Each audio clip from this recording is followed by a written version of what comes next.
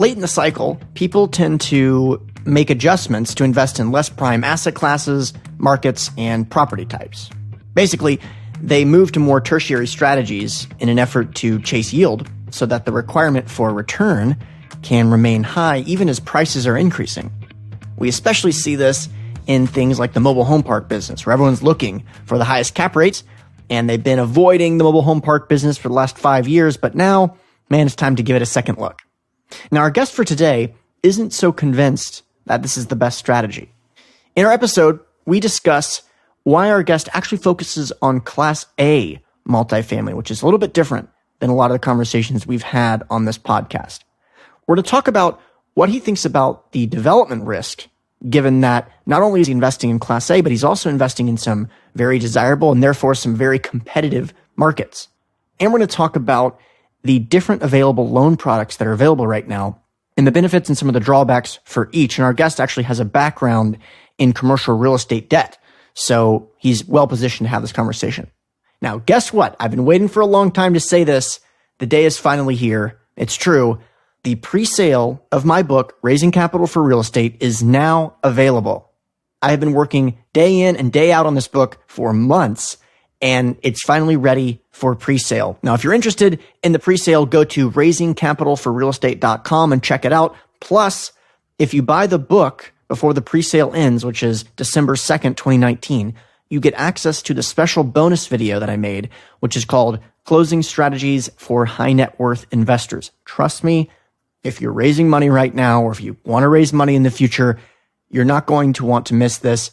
As with anything I do, I like to make it as content dense as possible. There's a tremendous amount of takeaways, and I'm actually really happy with the way the video turned out. A friend of mine produced it, and I think it looked really good. So you get instant access to that. So go to raisingcapitalforrealestate.com right now. Get your copy of the book. The book will be sent to you on 12/2/19, but you get instant access to closing strategies for high net worth investors. If you have any questions about the book, or you have problems buying it or anything like that, don't hesitate to email me at info@raisingcapitalforrealestate.com. All right, hope you enjoyed the episode. How's it going, everyone? Our guest for today is Michael Becker, who is a principal over at SPI Advisory, where he heads SPI's Dallas, Texas office. His firm specializes in repositioning multifamily assets, and under Michael's leadership, over the last 6 years, they have purchased approximately 8,000 units in the DFW and Austin markets, both of which I'm a huge proponent of. And I got to tell you, before I turn it over to Michael, I'm really excited to have him on the show today. I've heard a lot of great things about the way that they conduct themselves and their show, which I'm sure we'll talk about in a moment. But anyway, Michael, great to have you on. Hey, thanks for having me on, Hunter. Appreciate it. So, I left the bio short because I definitely want the listeners to get a full impact of really a little bit about your background. So let's talk about, your story prior to starting into real estate and then kind of how you transition into the real estate sector. Yeah. So I got into banking the owning multifamily by being a banker, by being a vendor, loaning money to other people. And I was a longtime commercial real estate lender. So I have a background loaning on all the major food groups of commercial real estate. So office, industrial, retail. And then the last 5 to 6 years of my banking career, all I did was value add multifamily lending. So kind of coming out of the recession, I really built a program out for Wells Fargo, which Wells Fargo bought my bank. And so kind of built a program out, kind of repositioning a lot of the distressed stuff that was kind of the aftermath of the Great Recession. And just kind of through that process, realized I was on the wrong side of all those deals. It was just kind of better to be the borrower than the lender. So started out like a lot of people did, was kind of started buying some smaller stuff with my own money. So the first deal I ever did, I think it was in 2010 or 2011, bought a 3-bed, 2-bath house in Mesquite, Texas, and did like a little, bought a foreclosure, renovated it, leased it out, and ended up doing 16 rental properties. And then kind of through that process, realized it wasn't very scalable, and kind of reflected back to what I was doing all day, every day at work, which was, loaning on apartments, and went out about it and started in 2013. We bought our first deal. And as you mentioned, as we talked today, we've done 38 acquisitions, about 8,000 units. So far, we've gone full cycle on 17 of them. Wow. We've refinanced 4, returned some money, still own those today. And then we sold 13 for a substantial profit. And then as we talk right now, have 2 more under application for refi and 1 in escrow that should hopefully sell here in the very near term. So as we talk, I own about 5,800 units. We have about 900 units in Austin, and then everything else is up in North Texas, Dallas-Fort Worth, which is where I'm based. And excited to be on. That's the brief version. So one of the things you said there that I'm actually interested in, I'm sure some of the listeners will be sympathetic to, it sounded like a lot of your background was in the commercial lending space. But then when you started to invest yourself, you still went the route that a lot of people do, which is focusing on those smaller properties. Walk us through, why you ended up, or why you think you ended up doing that, and then only later being like, okay, look, my clients were successful. Maybe I should go that route in around 2013, I think you said. Yeah. So with the benefit of hindsight, I certainly didn't need to go into the smaller projects. I could have probably walked right into a larger project.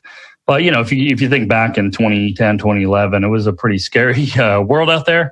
And it was a lot easier with the benefit of hindsight to say, oh, yeah, you just should have bought everything. But at the time, right, debt was hard. Equity was hard. I mean, it was a pretty scary environment, especially me being the Grim Reaper all day at work, doing problem loan workout and trying to collect all the money on these loans we put out 4 or 5 years earlier. So really what it was I went and bought a house and it cost me $15,000 to $20,000 out of pocket. And, I had some money and I made a pretty decent living. And I, knew if I lost $20,000 or whatever it wasn't going to put me on the street begging for money. So I felt like it was a reasonable risk. And then, really kind of got my wife on board with it. And I was a lot of the people that had problems, a lot of them had some partnerships that went bad.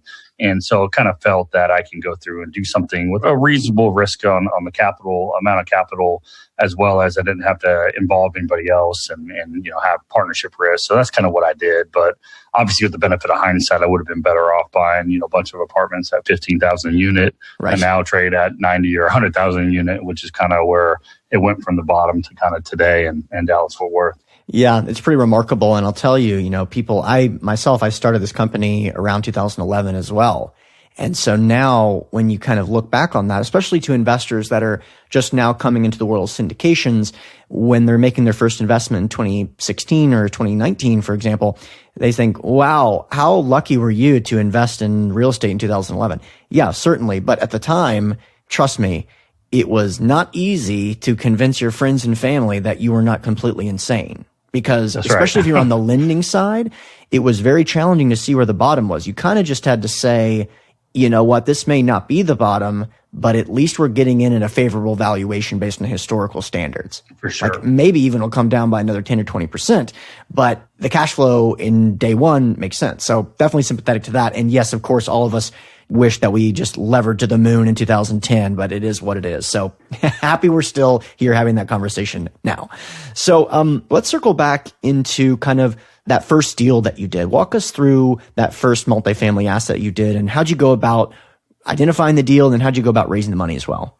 Yeah, so I was fortunate. So I met my now business partner, I think it was in 2011. So at the time, I'm based in Dallas, lived here my entire life, and he was based in Los Angeles.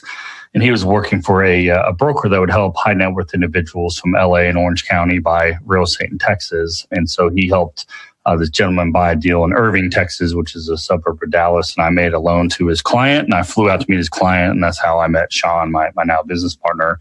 And they, at the time, what they would do is they would find a property, get it underwritten, place a debt, then get their client set up with a management company, and then kind of get paid a fee and walk away. And they realized that was the most effective business model, that they needed someone kind of locally to put some money in the deal and serve kind of the asset management function, or kind of serve the ownership function for the group along with their property management company. So I kind of got wind that they were modifying their business model, and I kind of raised my hand and said, well, I can do that. I can put a little bit of the money in and do the work and get paid some fees and get some carried interest in the deal. And so while I still was a banker, we ended up buying the Bay Island Apartments, which is a 120 unit apartment complex on the eastern suburb of Dallas, in a city called Garland, built in 1974. So C-class property in a C-class location, a good, safe kind of location, but it was an off-market opportunity that my partner Sean identified. the group that owned it, they had owned it for, many years, a decade or so. And they were just kind of, they didn't have money set aside to do any sort of renovations, nor would you have even considered doing a whole bunch of renovations in 2007 and 8 and that kind of timeline in Dallas-Fort Worth? It just really wasn't what the apartment community really was doing out here. That was kind of been the last 10 years when people kind of do the value add renovation plan. Mm-hmm. So we had seen a couple properties, the first couple properties in the general area that had started undergoing those and getting $100 plus rental rate bumps. So we, identified an opportunity that had some, both loss to lease, just kind of some organic rental rate growth just by, renewing leases, as well as an opportunity to do some upgrades. And I believe that property also was master metered for water, sewer, and the property was paying the water, sewer, and trash bill and not rubbing that back or billing it back to the residents. So we had a couple income ways to increase income, just kind of organically by raising the rents. We can get paid by doing some upgrades, as well as utility bill backs that were not already in place. So it was a pretty attractive property. I think we paid somewhere around $28,000 a unit, if I recall correctly, in 2013. Yeah, it's fantastic. And have you taken that property full cycle, or are you still holding that one? Nope. Yep. So we actually put a long-term loan on it, which we talk a little bit more about debt down the road, but that we put a long-term Fannie Mae loan on it. About 20 months into it, we actually put a supplemental loan on it and pulled out basically all our money. I think we had approximately $1.2 million in it, and we pulled out about $1.2 million in a supplemental loan less than 2 years into it. And then about a year after that, I ended up selling it to one of my friends. So I think we paid about $3.8 million, and we sold it for like $6.4 million, and we owned it a little less, like 2.5 years, give or take. So that's officially pretty good. Yeah, officially I'm going to put that in a calculator, and that's a home run. So that works. Right. So I really like talking to people that have a background in lending, because the lending component is just so important, and I think completely overlooked in terms of the way people quantify the risk-adjusted returns of a particular deal. The debt component is going to paint a very clear picture on the risk profile, especially as it relates to potentially losing principal. So I'd like to hear your thoughts on, what's currently available in the lending market, what you've been able to get recently in terms of terms, and also what these lenders are really looking for, like what you're bringing to the table and how to get access to, advantageous debt terms. Yeah, so I think first and foremost, it's important to understand that it's a completely unfair business. A lot of this is who you know, what chips you can trade. The bigger you are, the more money you have, the better the economic terms you get. So that's just kind of the way the world works. I'm going to have to stop you right there. That is one of those things that now you've said it, and now I'm going to repeat it over and over again, because you're so right about that. It is an unfair business, and that infrastructure that you guys have built up, it's very challenging, no matter what your competitors know, quote, no matter how many strategies you've, quote, shared with them, they don't have what you have. And that is actually where the deals get made. So sorry for interrupting. Just want to highlight that's such an important point. You can go ahead now. Yeah. So me, who we've, done 8,000 units and borrowed, hundreds and hundreds of millions of dollars, will get more advantageous debt terms than the first timer. It's just the way the world works. And then the bigger the loan amount you're going to get, the more advantageous debt terms, generally speaking, you'll get relative to a smaller loan. So there's a world of options out there. The biggest two lenders for this entire cycle really been the agencies, Fannie Mae, Freddie Mac. Those have been the two largest lenders. And then recently, in about April or so of we're recording this October 2019. So in April 2019. They started kind of pulling back a little bit as they were kind of reaching, they had a cap with a maximum amount of loans they can use to by their regulator.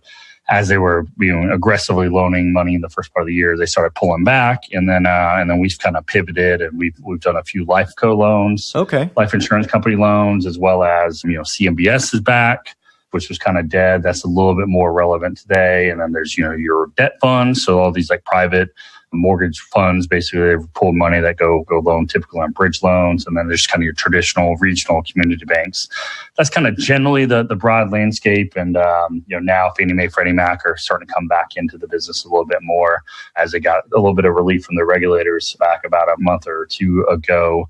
But generally speaking, there's a lot of options where in 2013, when we did our first deal, there's a lot less options. So from that standpoint, it's great terms right now. When we first started out, Hunter, I think the biggest, really with the benefit of hindsight, the biggest mistakes we ever really made was we went in these deals and we put a lot of 10-year fixed rate money on these loans that on loans on these properties that we thought that we'd own for, maybe 3 to 5 years, but we can, at the time could get 80% loans, would have fixed rates in kind of the high fours, generally speaking, maybe 5% plus minus. And you get, typically a 10-year fixed rate at 5% with a 1-year interest only.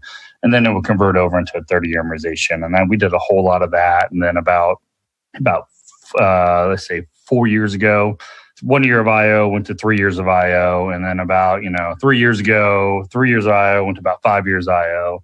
And then the treasury rates kind of gone up and down. The spreads above that go up and down. And, kind of fast forward today, I mean, if you were to do a 12-year loan, you'd probably get 6 years IO and be in the high threes, maybe 4%. So what's happened on all these loans that we kind of did along the years, we thought that we would, rates would eventually go up and we would eventually sell the property and the buyer could come assume our mortgage at what we thought would be a below market interest rate and be kind of accretive to our situation.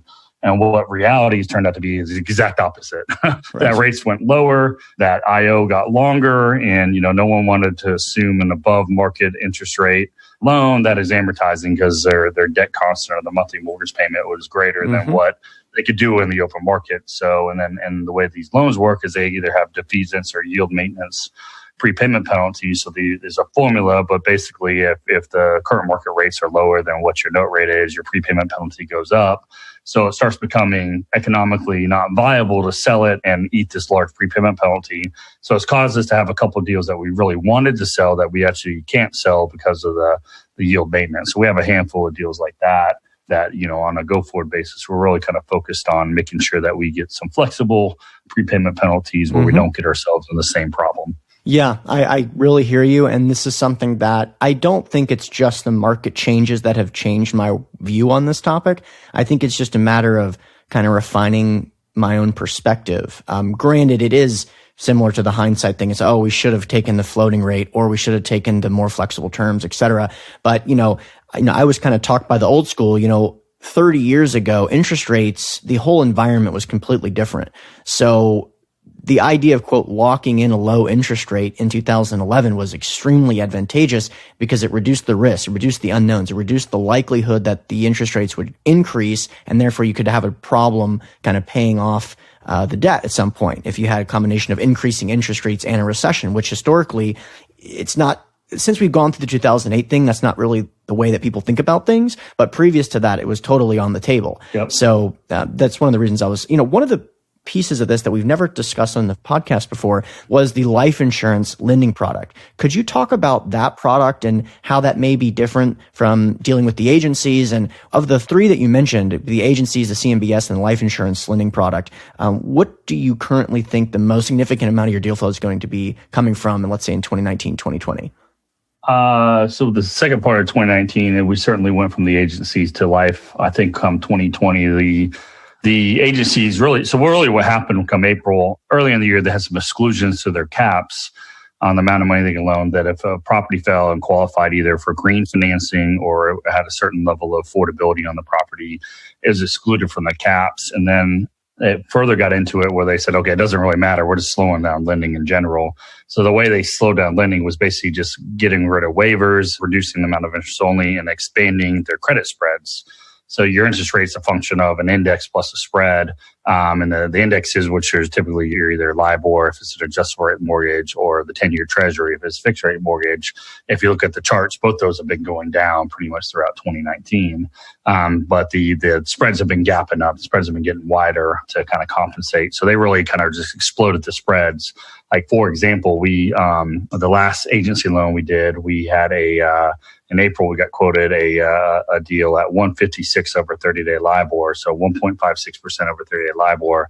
So 30-day LIBOR today is like 180. So, we're paying, what is that, a little bit less than 3.4% IO on it, which is unbelievable. Yeah. And then about 30 days later, we got quoted the same size loan at 250 over 30-day LIBOR. So they gapped it up a whole percentage point or 100 basis points. So that was quite the expansion, which really kind of put a lot of cold water on it. So we pivoted over to the life company loans. So that's really kind of what we're focused on for the rest of the year. But at every loan that Fannie Mae and Freddie Mac quotes right now and they lose, I think they're getting a little bit tighter and a little bit tighter because they're realizing that, hey, they went too wide. And if I want to go, actually start meeting my new goals, I need to come into reality because these other lending sources kind of backfilled real quickly the gap that Fannie Mae and Freddie Mac kind of just dominated the market and they went away and there was sufficient liquidity to kind of backfill it is what seemingly, at least to me. So we've been focused on that. The good thing about Lifeco is they're a lot more flexible. They're a lot more variety of them because there's, it's not just one programmatic thing like Fannie Mae or Freddie Mac is. You have, hundreds, if not thousands of different life insurance companies that do these types of loans. So finding the right one, some general kind of guidelines or differences between the two is they tend to want to be in one major markets. So they will loan in Dallas and they'll loan in Austin. But if you want to own in, say, Lubbock, Texas or Waco, Texas, they may or may not want to go there. So if you want to be in like a secondary or tertiary market, that's more where CMBS might be a player, Hunter, versus like a life company loan. And then the other thing that is definitely different is they tend to like to be a little bit better quality products. So they don't like as much the workforce housing as they do like, kind of the A- to A type of product. Maybe a B might fit in here and there if it's in the right market. And they also like to have a little bit lower leverage, generally speaking. So, you're not going to likely get to 80% on these things. I think that their pricing is most attractive when you get into the 50s and 60s in your leverage. Once you start kind of crossing into the 60s, into the kind of the low 70s, they still will do it, but they would charge a little larger spread or a little wider spread than what they would do if it was in the spread on a 70 LTV. It'll be wider than a spread on a 60 LTV, kind of compensate. But, with that said, we got a 5-year, most recent deal we're doing right now is a 5-year full-term IO at 70% leverage. And we have a 185 spread over 30-day LIBOR. And one of the things that is an adjustable rate mortgage. And we're comfortable with that because, the other part of it when you take these adjustable rate mortgages is you could buy interest rate caps. And those are exceedingly affordable right now. They're so expensive relative, say, like a year ago. Because if anyone ever looks up the forward LIBOR curve, the marketplace is predicting that LIBOR is going to be very low for the next decade. So the interest rate cap is effectively just like insurance or a hedge against rising interest rates. And the market thinks the risk of that is very, very low. So they'll sell you a cap for very cheap. So we can take this adjustable rate mortgage, have the expectations of having a declining interest rate environment that we could participate in. And then if we happen to be wrong, for a very nominal amount of money, we can buy a rate cap to hedge kind of the downside risk. So it's a pretty effective strategy, we think, overall.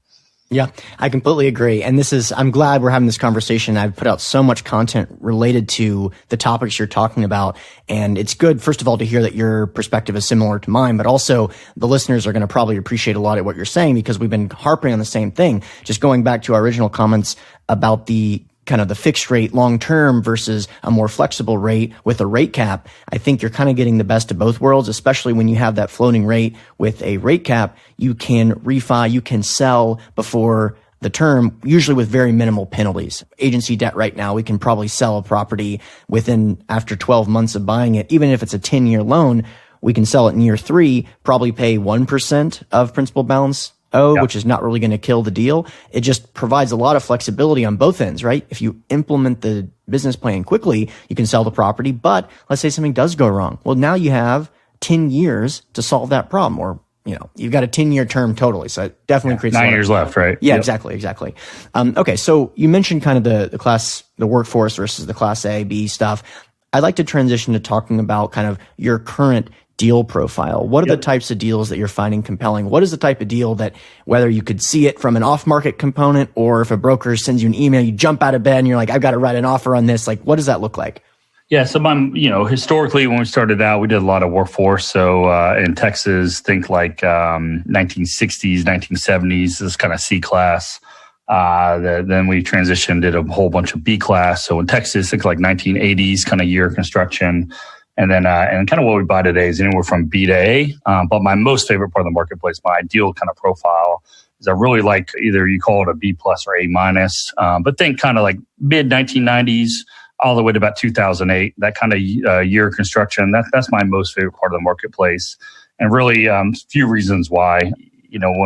to do a little history lesson. So when I bought my first deal in 2013 in Dallas Fort Worth, you could buy a brand new Class A deal in Dallas Fort Worth in 2013 for like a 5 cap. Class B deal would be about a 6.5 cap, and a C deal would be somewhere between an 8 and 8.5 cap.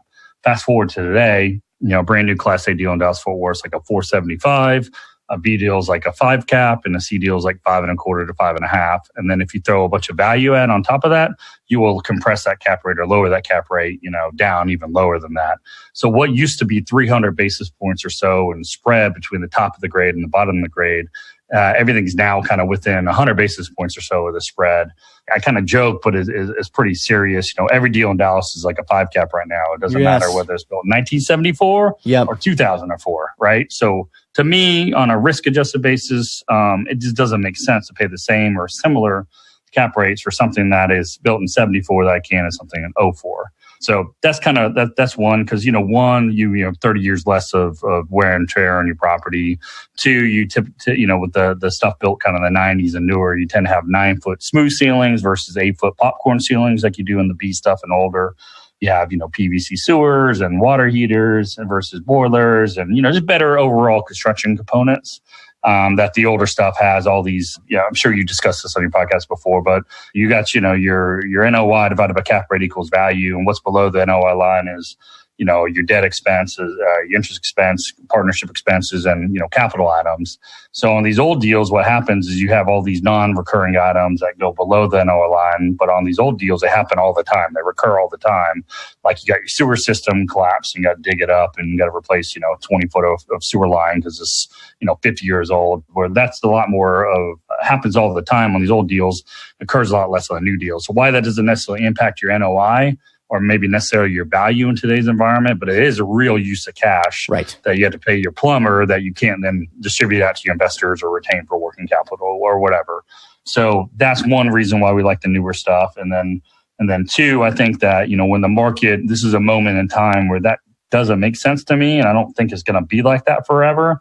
And then the future is going to correct. So when the spread of the cap rates kind of expand, I think that the closer you are to the top of it, it'll be a little stickier. So your A cap rates will expand slower than your C, which will expand a little faster. So I think we'll kind of normalize a little bit because it is just generally riskier to own older stuff than it is newer stuff. And the marketplace should be compensated with a higher cap rate for something that's older. And that's just not the way the marketplace is today. So we've been kind of focusing on that. I guess finally, my last little thought, I think one of the main reasons why that is, one, we've all been so fortunate that, we've, like I said, I've gone full cycle on a bunch of deals and I look like a genius. And part of that is I've done a good job. We bought right, managed well, done cost-effective, smart renovations.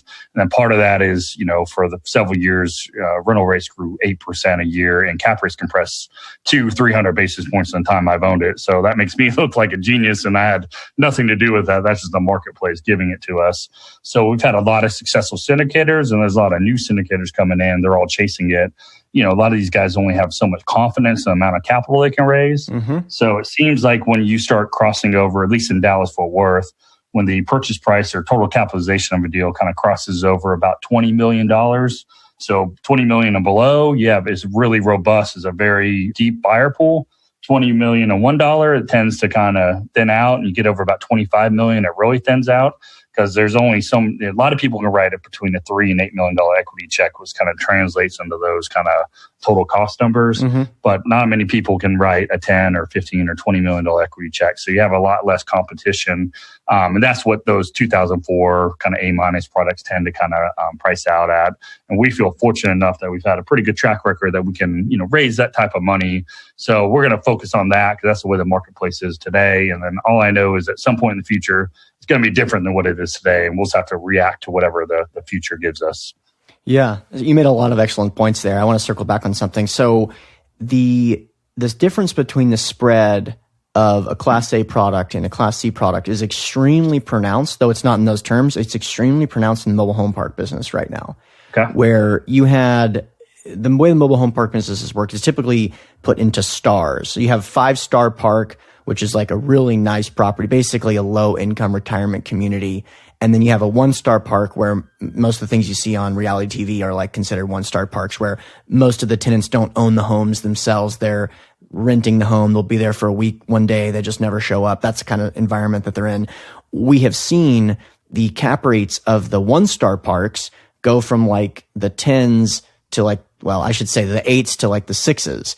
The cap rates of like the 5-star parks go from like the 12s to the 6s. And so there's a lot more risk on those lower end parks, which have had basically a 600 basis point cap rate compression taking place since the Great Recession. The snapback is going to be really pronounced.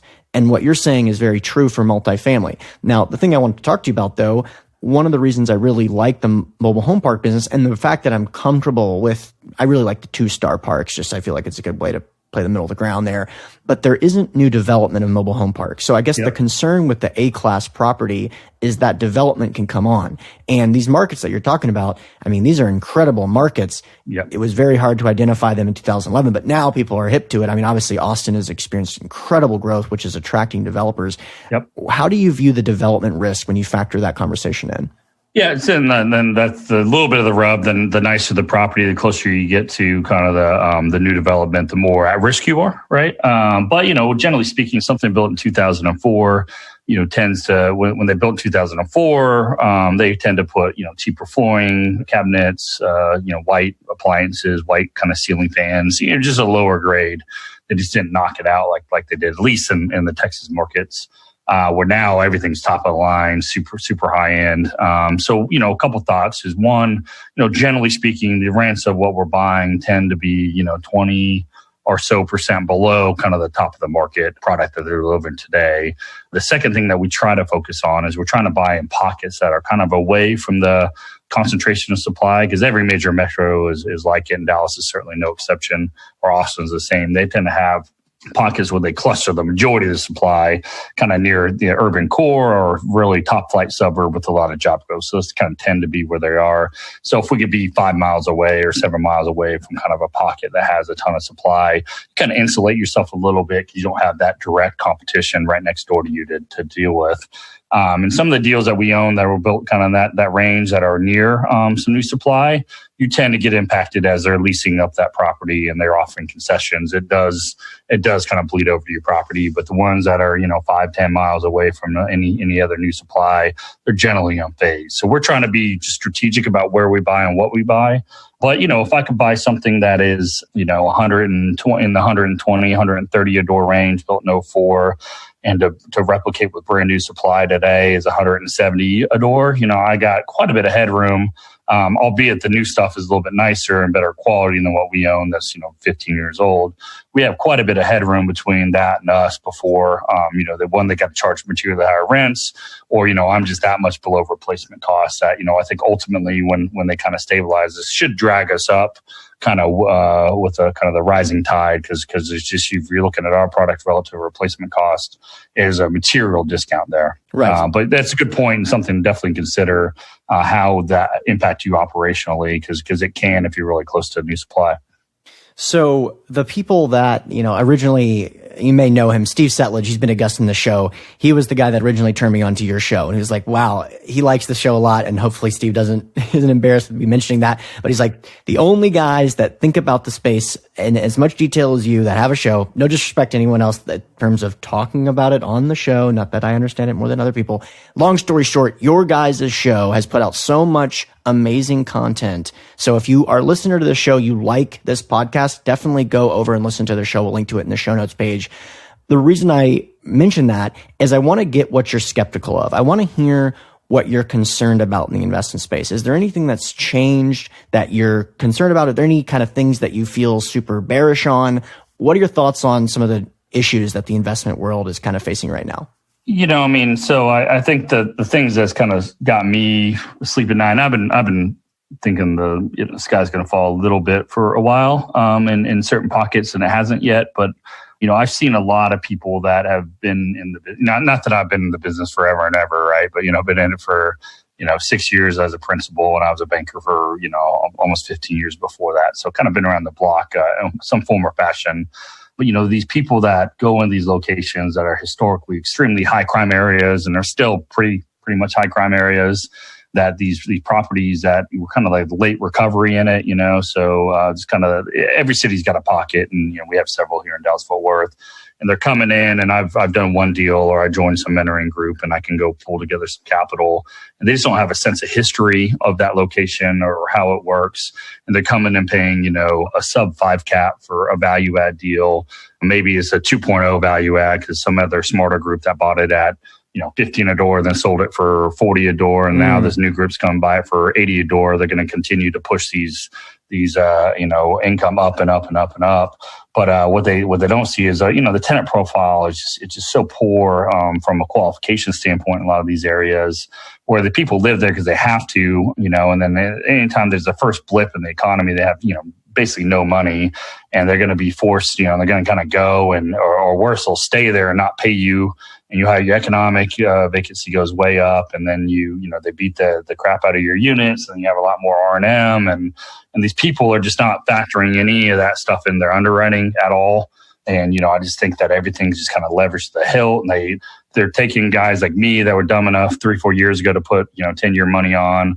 They're paying us such a great number for that I can then pay my yield maintenance, which I shouldn't have put on, but just adds to the basis of the deal, just so they could put a bridge loan on at 85% to get that IO, and then they have to underwrite that I can go through and take the rest of these units and raise the income. And I just seems like every deal has to almost execute flawlessly at this point in those types of locations, and just any one little thing I think is going to come bite these people that have very little experience. They won't know how to react. And then these guys don't have any capital behind themselves to solve their own problems. Like if I have a problem, I can write a check to solve my problem. And someone told me once that if you could write a check to solve a problem, you don't really have a problem. So that's, not all syndicators that are starting out can do that. So that would be something that I think is going to come up and be more of an issue in the not too distant future. And if you would have asked me 2 years ago, I would have said the same thing. So I've been a broken clock for a little while, but at some point it just isn't going to work. And that's where I think the most susceptible part of the marketplace is. Yeah, I hear you. It's similar to the non-prime areas. When I first got into the business, I was extremely and exclusively focused on cash flow.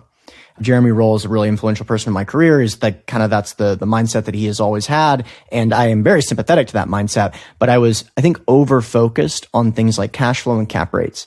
And we had great results for the investments we made early on, but kind of looking back at it now, I see that can lend you to have an incomplete view of your investment if all you're looking at is the cap rate. I mean, obviously that's the case, but even going as far as to say, look, if I can add $100,000 of NOI to an 8 cap, or I can add $100,000 of NOI to a 5 cap, that 5 cap is going to produce, almost $1 million more equity. Yep. If I can implement that same strategy. But then there's also the component of the buyer pool is just much larger in that 5 cap. It's necessarily much larger. That's the reason it's a 5 cap. So as I've started to learn more, and I hope I can be a better investor every day, that's one of the things that's kind of been a reoccurring theme. It sounds like you're definitely sympathetic to that as well.